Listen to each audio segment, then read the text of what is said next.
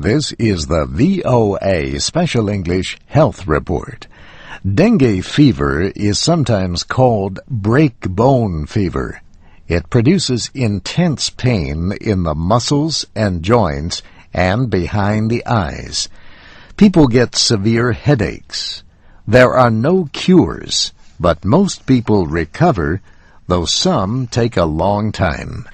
Dengue is spread through the bite of infected mosquitoes.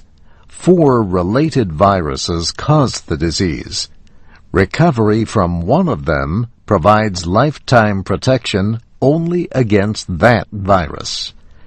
Scientists at research centers around the world say they are making progress toward vaccines to protect against dengue fever.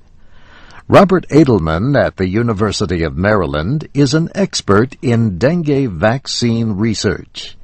He says at least 2 experimental vaccines have moved beyond laboratory tests and are now being tested in people. The World Health Organization currently estimates that there may be 50 million dengue infections worldwide every year.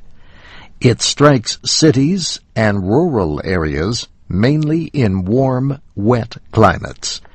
It causes physical as well as economic pain. Dengue is now found in more than 100 countries. About 40% of the world population is at risk. Southeast Asia and the Western Pacific are the most seriously affected. But it also affects Africa, the Eastern Mediterranean, and the Americas.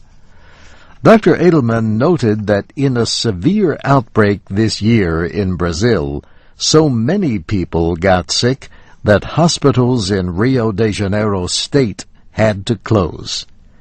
The Army set up field hospitals in April, and doctors came from other areas to help treat patients. In Vietnam, health officials say patients have sometimes had to share hospital beds because of large numbers of cases. The WHO says dengue is spreading to new areas and producing major outbreaks. Venezuela, for example, reported more than 80,000 cases last year. These included more than 6,000 cases of dengue hemorrhagic fever. Dengue victims sometimes develop bleeding. This is dengue hemorrhagic fever.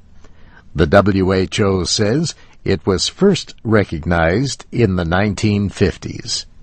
Today, it affects most Asian countries and is a leading cause of serious disease and death in children.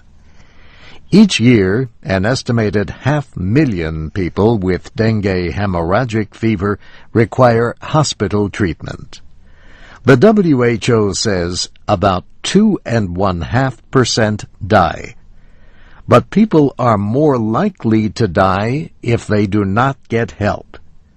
For now, the WHO says the only way to prevent the spread of dengue fever is to fight the mosquitoes that carry it. And that's the VOA Special English Health Report.